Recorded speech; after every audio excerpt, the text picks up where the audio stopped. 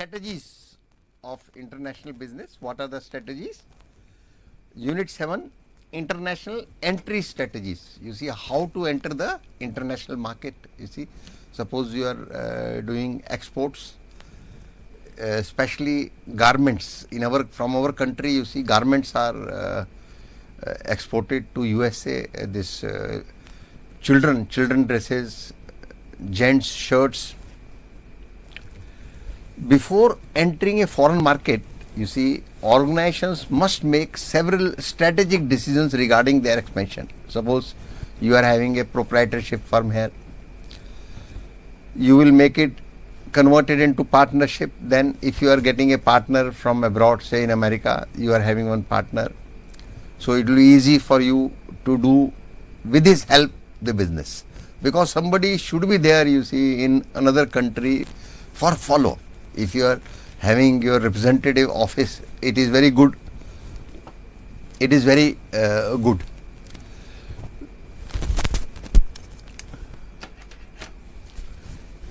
So, before entering a foreign market, organizations must make several strategic decisions regarding their expansion. These decisions revolve around three fundamental, you see, questions. Which foreign market to enter? Now, you see, in the whole world there are so many markets. Now, which market you want to, you see, join? Naturally, you will like to join the market where there is demand of your product, you see, and the timing, you see, when you want to, you see, join, and scale of entry, you see, what is the size of your production, how much units you are manufacturing, and the mode of entry. The mode of entry is particularly significant as it determines the level of investment. You see how much money you are investing. Risk, you see how much risk you can, you see, you are capable, your firm is capable of taking how much risk, how much is the capital, you see, in your balance sheet. And control a firm will have over its foreign, you see, operations. In this particular unit, various entry modes and strategies are discussed, focusing on how firms select markets, you see. Now we are going to study how firms are selecting, you see, markets, where to sell their products, and navigate environment factors to ensure successful international expansions.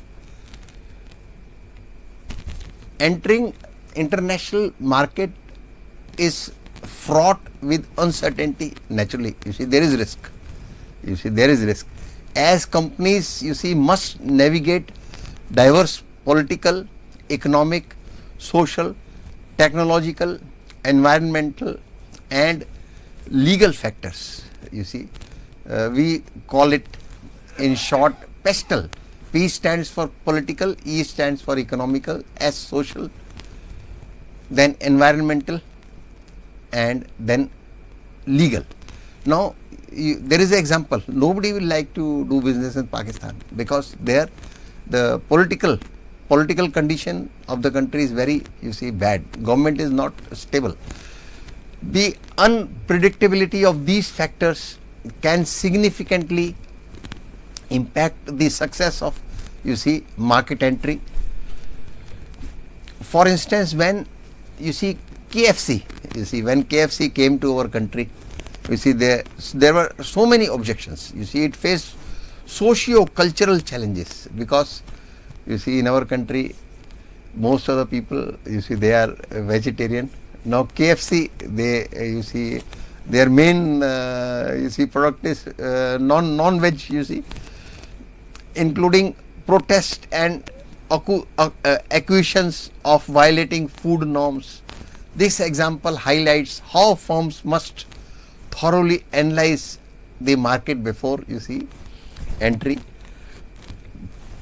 Multinational enterprises, you see, continuously scan the global business environment to identify opportunities and threats. Now see, in Gurgaon, you see, many foreign companies are there, MNCs, you see, are there. They have given so many, you see, jobs to our, you see, Indians. And why they open the office here? Because it comes out to be, you see, cheaper here. You see, compared to if they will have, you see, same work, if they do it in their country, it will be, you see, expensive. That is why they open branch office here, and they, you see, get the work done, you see, here, and then it is a profitable business for them. They must also balance, you see, home and host country expectations, you see. Now host country, you see, whatever their expectations are there, you see, those expectations should be, you see, met out, particularly concerning employment, you see, technology and trade policies. Now if suppose, you see, this just now we are discussing about MNCs in Gurgaon, they are having head office in abroad, say USA, and branch office here. Now they are giving lot of many jobs to our, you see, people. The debate around United States based companies, you see, outsourcing jobs to India illustrates how political and economic pressures influence, you see, market entry strategies. We have already discussed this. Additionally, the rise of the information economy and new manufacturing technologies has reshaped global business dynamics, reducing traditional cost advantages and requiring firms to rethink their, you see, market entry strategies. You see, every firm, say for example, in our country, you see, business done by an individual person, say LIC agent, you see, he is selling LIC policies and LIC gives him commission. Then proprietorship firm means the owner is only one, but he is not doing the business in his name, he is doing the business in the name of his firm. Say for example, Goel and Sons, proprietor Harish Goel, you see. Then partnership firms, 2 or more people join and, you see, they do business. Then comes our private, you see, limited companies, where 2 or more, you see, people with 1 lakh capital, they can start the private limited company. They have to apply to registrar of companies. Registrar of companies will give them permission, then they have to obtain GST certificate, PAN number, and they can start, because the directors, they have to contribute the money, minimum 1 lakh. Then comes public limited companies, you see, they collect the money from the public, they sell their, say Reliance, any company, they sell the shares to the public and collect money and start after getting permission from the registrar of companies, if they are controlled by registrar of companies. Then joint Hindu family business, it is still there in our country, where Karta is going to operate the business. It is a joint family business. So all these, you see, business entities, if they want to expand, you see, one thing is there, they will have branches, you see, all over India. And then if they want to expand, you see, abroad, if they want to open branches in other countries, you see, so they will have a branch office, they will open a branch office there, or they will try to have a partner there, partnership, joint venture. There are so many, you see, ways, you see. Now, theories of internationalization. The first theory is Upasla, you see, model. This theory posits that firms internationalize, you see, gradually, starting with cultural and geographically, you see, close markets before expanding further. For example, Indian Ayurvedic companies first target, you see, South Asia before entering the Western markets. Why do they enter South Asia? Because they know that their product, you see, is having demand there. And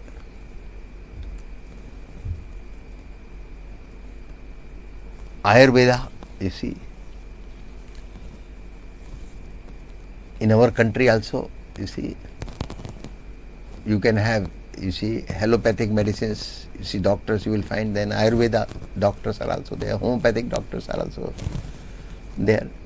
So equally good, you see, treatment, except this surgery and all that they can't do, you see, that is only in allopathic only, but otherwise Ayurveda, naturopathy also, you see, they are equally good. And allopathic medicines, they are having side effects, but this Ayurveda, homeopathic, naturopathy and all that, the side effects are not there. Next is, you see, transaction cost analysis. Next theory is transaction cost analysis, how much the transaction is costing. This model suggests that firms internationalize, you see, when it becomes cost effective to produce goods abroad rather than, you see, exporting them. If suppose, you see, they find that if we, you see, do the production there only abroad, and it comes out to be cheaper than if we do exports, produce here and do exports, then they will, you see, produce there only. Firms assess, you see, transaction costs and make decisions based on cost benefit and analysis. They will, you see, find out the cost, whether, you see, producing here and then exporting, what is the cost, producing abroad and then selling, you see, what is the cost. Whichever is, you see, cheaper, they will go for, they will adopt that, you see, method. So this is, you see, transaction cost analysis. This is another theory. Third theory is, you see, eclectic theory, proposed by John Dunning. This theory emphasizes ownership advantages such as technology and brand strength, location advantages, availability of resources and market potential, and internationalization advantages, you see, retaining, you see, control over proprietary assets. So in this theory we see, you see, ownership advantages such as technology and brand strength, you see, location advantages, availability of resources and market potential, and internationalization, you see, advantages, retaining control over, you see, proprietary assets. Next theory is, you see, industrial network approach.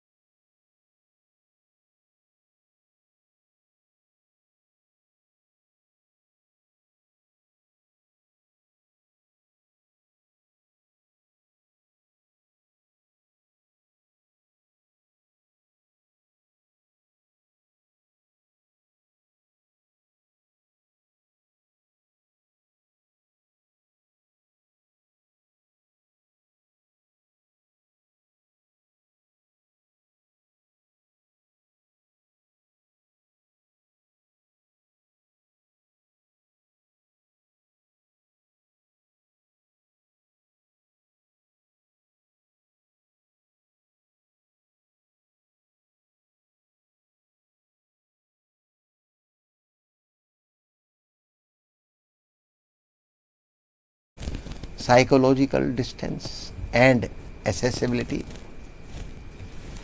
Next theory is bargaining power approach. You see, how much the other party will, you see, reduce, you see, price, that is bargain, how much you can, you see, bargain with the seller. So this approach argues that market entry is influenced by negotiations between the firm and the host country's government, as seen in defense contracts and resource based, you see, industries. You see, this defense contracts, when we buy, you see, arms, etc., from the other country. So, bargaining power approach.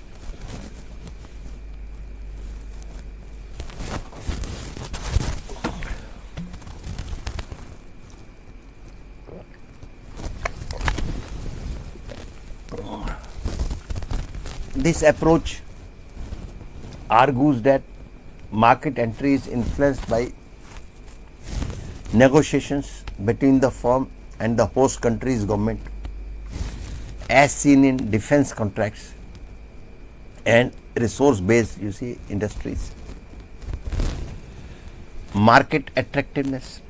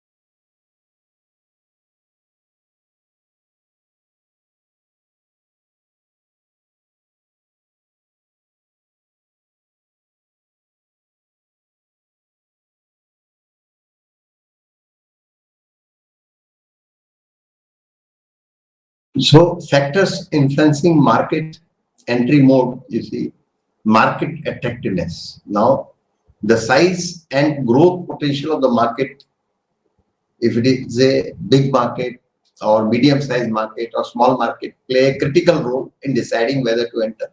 If you can, it depends on investment. If you have got, you see, if you can ready to invest more money, naturally you will, you see, enter the high growth, high grown, you see, market. If you cannot invest much, you will have to enter a new, you see, market. Next is country risk, you see, political stability. For example, Pakistan, there the government is not stable. Bangladesh, Pakistan, and regulatory environment and economic conditions influence, you see, market decisions. Countries with unstable governments or high operational risks, where it is risky. You see, if you start your operations there tomorrow, if suppose there is war or internally, you see, there is something wrong in that country, your investment, you will lose money. You see, you will incur loss. So that you have to take care. So countries with unstable governments or high operational risk, you see, better investment. There people don't invest. People don't do business with such countries. Now, government policies, you see, what are the tax schemes and import export, you see, what you see, duties they are charging, you see, these also play important role. So incentives such as, you see, tax benefits, investment subsidies, and favorable regulations can, you see, encourage market entry. Conversely, if these things are not there, you see, then people will not, you see, do exports. Restrictive policies discourage, you see, foreign firms to open their offices.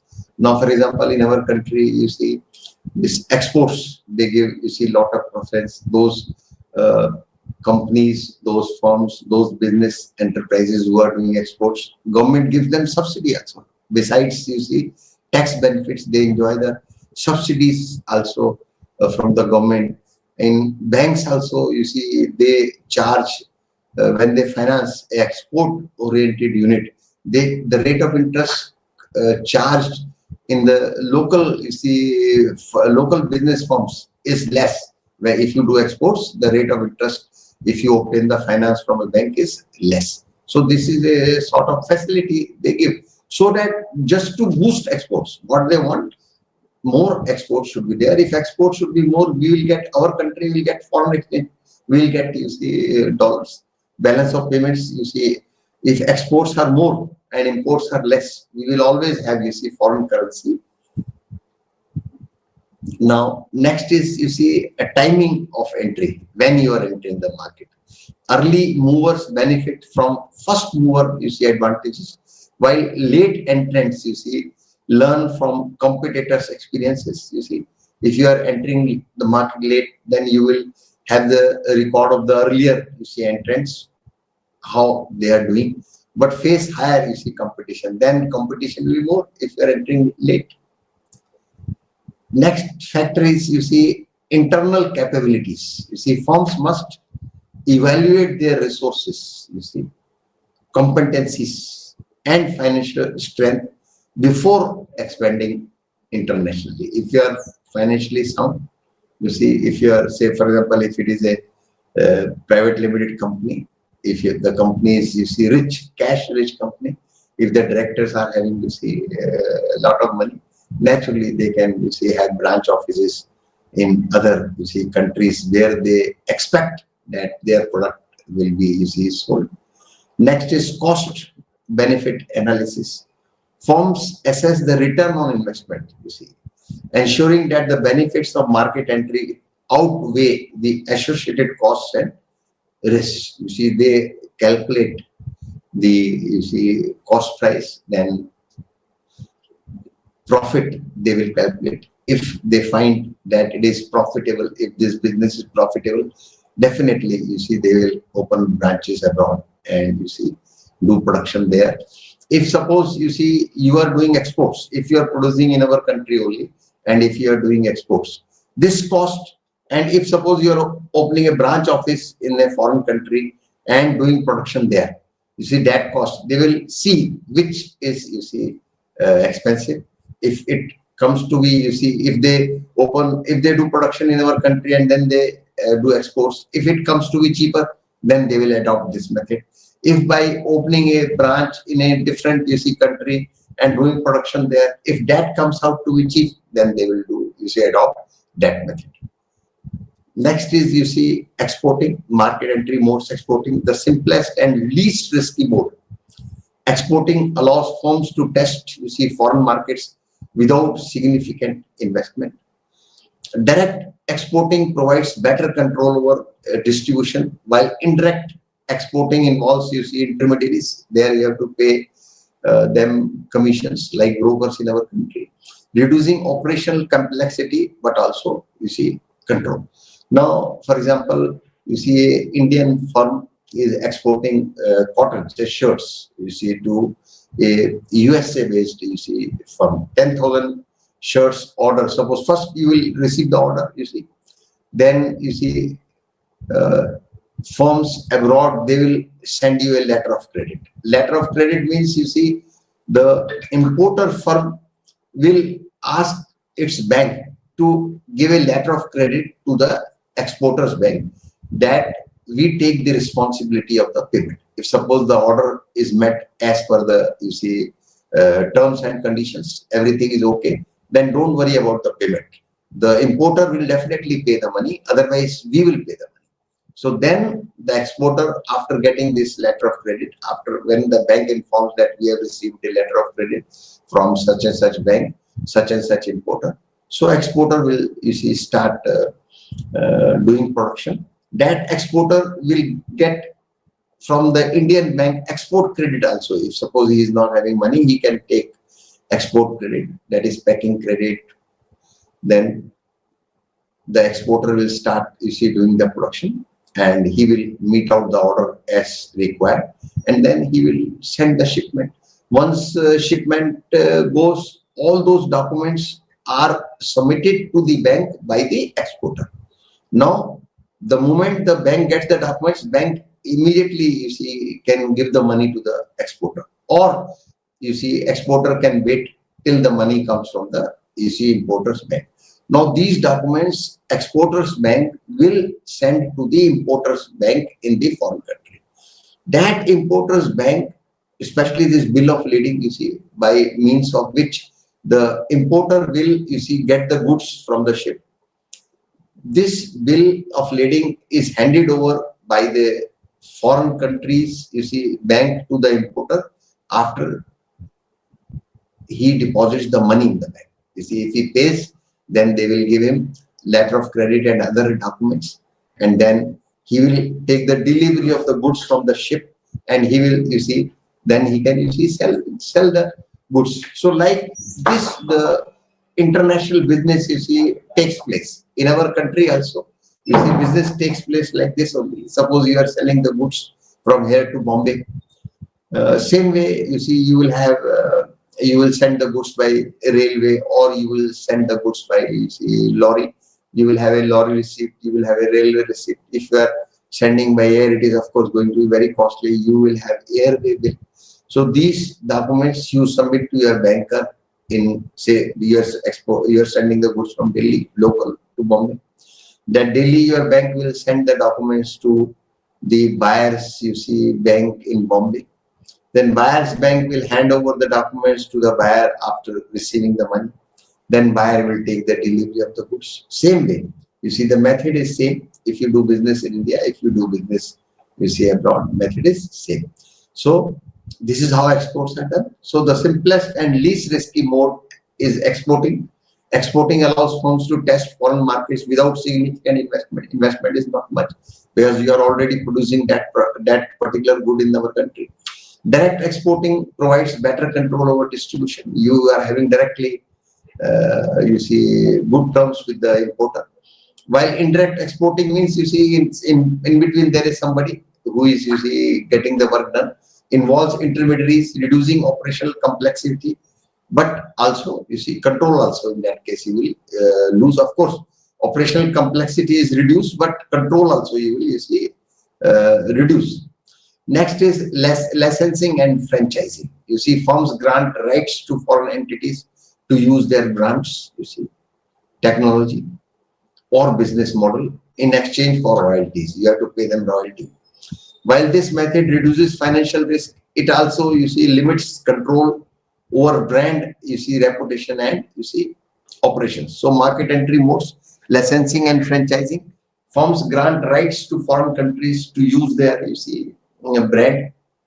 Now, uh, for example, in our country also, many foreign, you see, companies, they have, you see, allowed Indian companies to use their, you see, brand, use their technology, or use their business model. And Indian companies, they will have to pay the, you see, royalties in exchange of that. While this method reduces financial risk, you see, it also limits control over, you see, brand reputation and, you see, operations. While this method reduces financial risk, this method reduces, you see, financial risk. This method is reducing financial risk, but it is also, you see, reducing. It is limiting control and, you see, brand operation, brand, you see, reputation. You see, you're using the brand of the foreign country, you see, and operations also. Now, joint ventures, you see, jointly. Now, joint ventures involve partnering with a local firm to share risks and resources. You see, suppose the firm is in USA, your firm is here, another firm is in USA, so you are having a joint venture with that firm.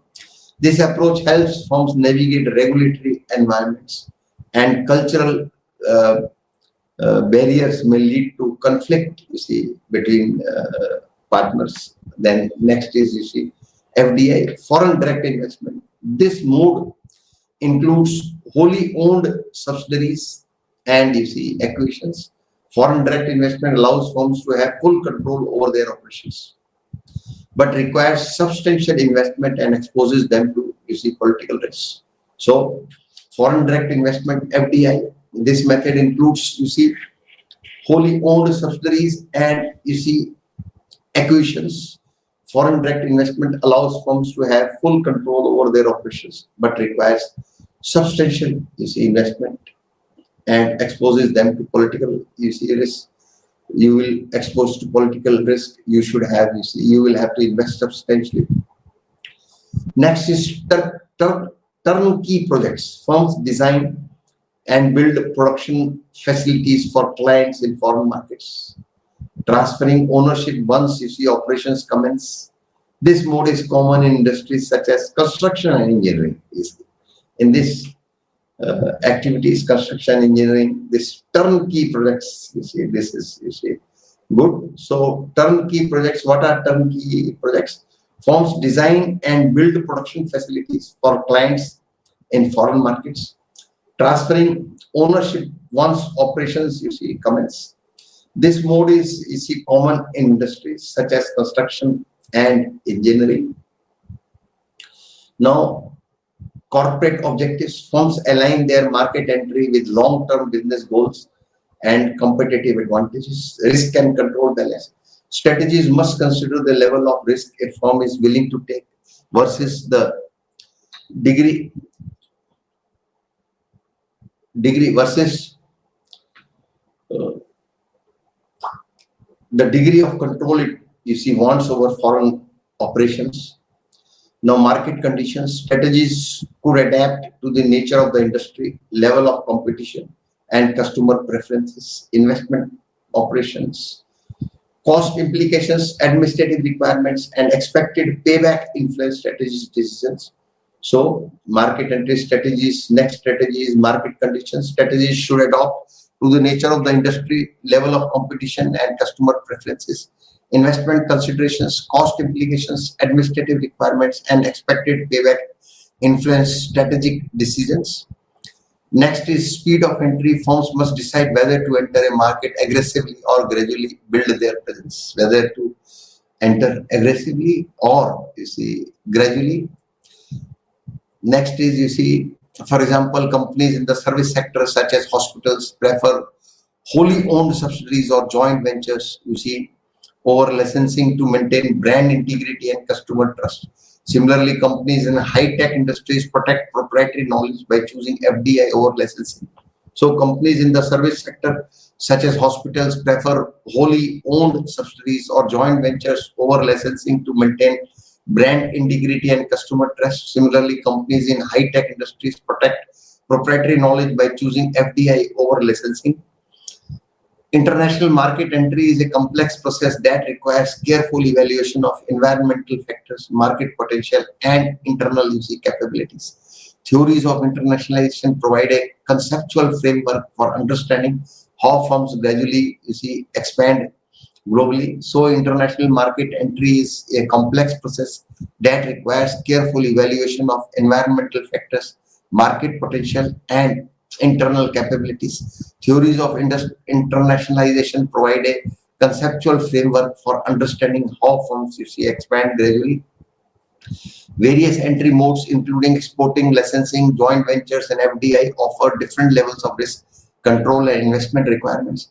By integrating strategic considerations with market dynamics, firms can select the most suitable entry mode and strategy, ensuring long-term success in international markets.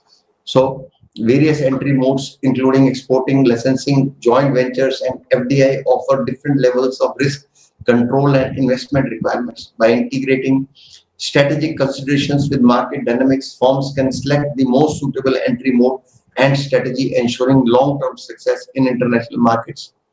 Now we come on, Unit 8, organizational structures. Organizational structures play a critical role in shaping how business operates, especially in the context of international expansion. As firms expand gradually, they need to establish structures that align with their strategic goals, management processes, and operational needs. So, organizational structures play a critical role in shaping how business operates, especially in the context of international expansion. As firms expand globally, they need to establish structures that align with their strategic goals, management processes, and operational needs. The effectiveness of an organizational structure depends on its ability to balance integration and autonomy while fostering global competitiveness. So, the effectiveness of an organizational structure depends on its ability to balance integration and autonomy while fostering global competitiveness. Global firms must coordinate their dispersed operations while ensuring flexibility to adapt to local environments. Various organizational designs help businesses navigate these complexities by defining decision-making hierarchies, reporting relationships, and operational responsibilities. So, global firms must coordinate their dispersed operations while ensuring flexibility to adapt to local environments. Various organizational designs help business navigate these complexities by defining decision-making hierarchies, reporting relationships, and operational responsibilities.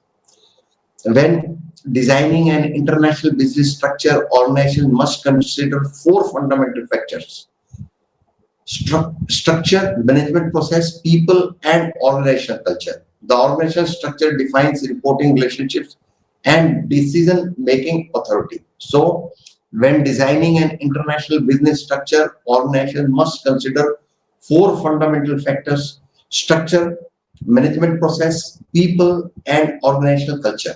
The organizational structure defines reporting relationships and decision-making authority. Management processes involve planning, budgeting, and coordination activities essential for smooth business operations. People refer to employees and managers who drive the organization's global activities. So, management processes involve planning, budgeting, and coordination activities essential for smooth business operations. People refer to employees and managers who drive the organization's global activities. Lastly, organizational culture consists of shared values, behaviors, and norms guiding employees' actions. These factors influence strategic decisions such as market participation, product standardization, location of value-added activities, marketing approaches, and competitive strategies. Lastly, organizational culture consists of shared values, behaviors, and norms guiding employees' actions. These factors influence strategic decisions such as market participation, product standardization, location of value-added activities, marketing approaches, and competitive strategies. Business adopt different types of structures based on their size, operations, and strategic goals. The three primary you see structures are functional structure, divisional structure, and matrix structure. So, business adopt different types of structures based on their size, operations, and strategic goals. The three primary structures are functional structure, divisional structure, and matrix structure. A functional structure organizes a company based on specialized departments such as finance, you see, from where to borrow, how to collect the money, to borrow from a bank or collect money by issuing shares, debentures. Marketing, you see, how to sell the products, and operations. Each department operates independently and provides centralized services to all product lines or geographic regions. These are the three main departments: finance, marketing, and operations. So, a functional structure organizes a company based on a specialized departments. They should have special departments for this, such as finance, marketing, and operations. Each department operates independently and provides centralized services to all product lines or geographic regions. The structure enhances efficiency, economies of scale, and technical expertise within each function. However, it can lead to rigidity, slow decision making, and limited adaptability to diverse market conditions. It is most suitable for companies with limited product lines operating in stable environments. So, this structure enhances efficiency, economies of scale, and technical expertise within each function. However, it can lead to rigidity, slow decision making, and limited adaptability to diverse market conditions. It is most suitable for companies with limited product lines operating in stable environments. The divisional structure groups business operations based on products, regions, or customer segments. This enables firms to respond quickly to market changes and customer needs while maintaining operational autonomy. So, the divisional structure groups business operations based on products, regions, or customer segments. This enables firms to respond quickly to market changes and customer needs while maintaining operational autonomy. The advantages include greater flexibility, improved coordination, and focus expertise in specific areas. However, it can also result in resource duplication, interdivisional competition, and increased operational costs. The advantages include greater flexibility, improved coordination, and focus expertise in specific areas. However, it can also result in resource duplication, interdivisional competition, and increased operational costs. Matrix structure. A matrix structure combines functional and divisional approaches, allowing employees to report to multiple managers. It enhances flexibility, cross-functional collaboration, and resource efficiency. So, a matrix structure combines functional and divisional approaches, allowing employees to report to multiple managers. It enhances flexibility, cross-functional collaboration, and resource efficiency, thus making it ideal for dynamic industries such as consulting, advertising, and engineering. However, challenges include power struggle, complexity in decision making, and higher administrative costs.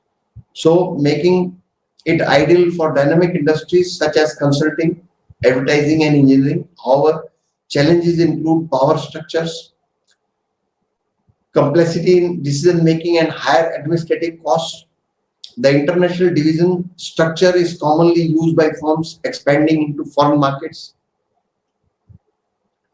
It separates international operations from domestic activities, creating a specialized decision that oversees global business functions.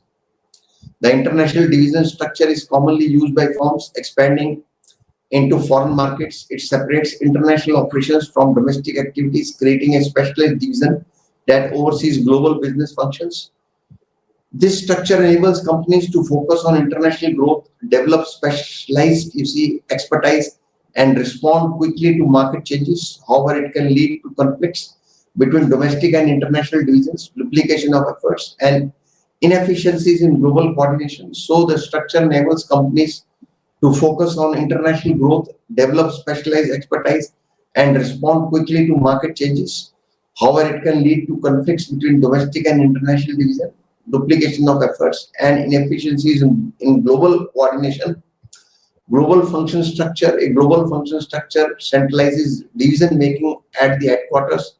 with each function, that is research and development, marketing, operations, managed globally rather than regionally. So a global functional structure centralizes decision making at the headquarters with each function, for example, research and development, marketing, operations, managed globally rather than regionally. The structure optimizes efficiency, consistency, and economies of scale by standardizing, business processes across all markets.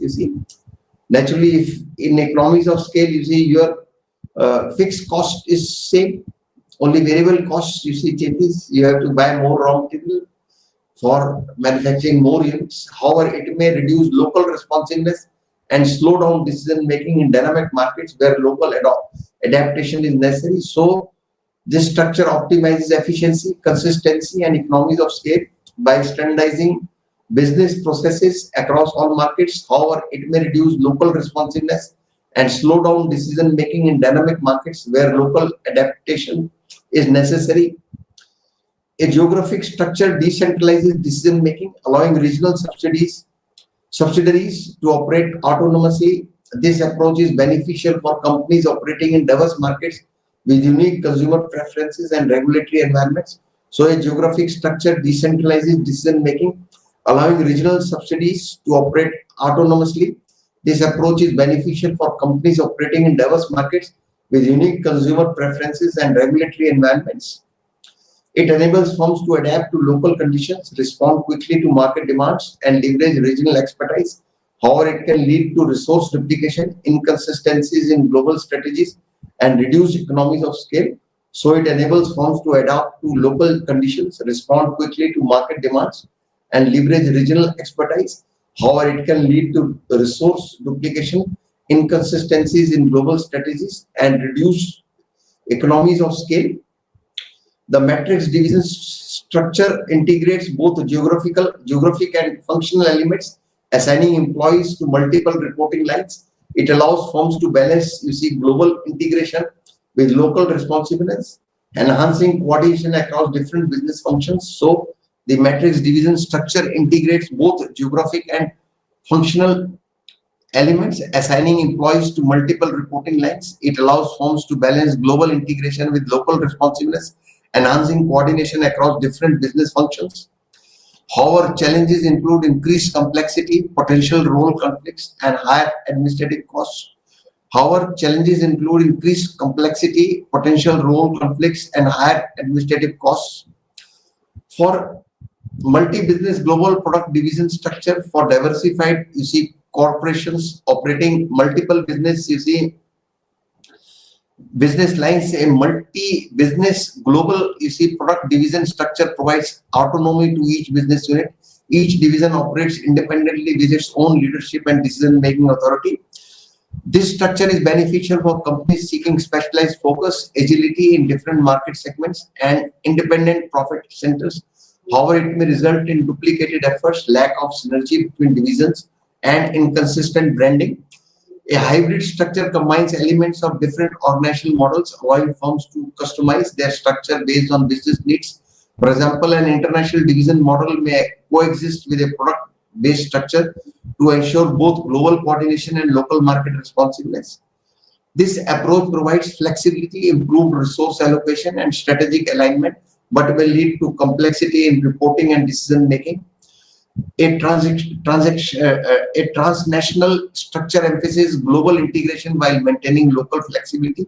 It operates as a network rather than a rigid hierarchy, fostering collaboration across borders. This structure supports, knowledge sharing, innovation, and strategic coordination while allowing regional teams to adapt to local conditions.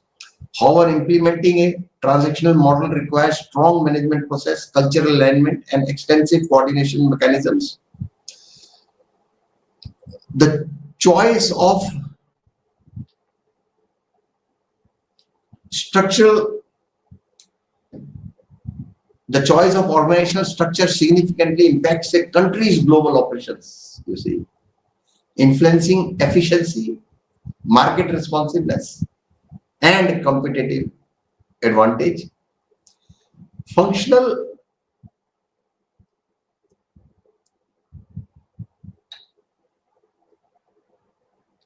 Functional structures optimize efficiency, while divisional structures enhance flexibility. Matrix and transactional structures provide a balance between global integration and local responsiveness. So, functional structures optimize efficiency, number one, while divisional structures enhance flexibility. Matrix and transactional structures provide a balance between global integration and local responsiveness. Each structure has unique advantages and challenges, and firms must carefully assess their strategic goals, market conditions, and operational needs when designing their organizational framework. As business continue to expand internationally, evolving organizational structures will play a vital role in their success. So, students, we are concluding the session. Thank you very much, students.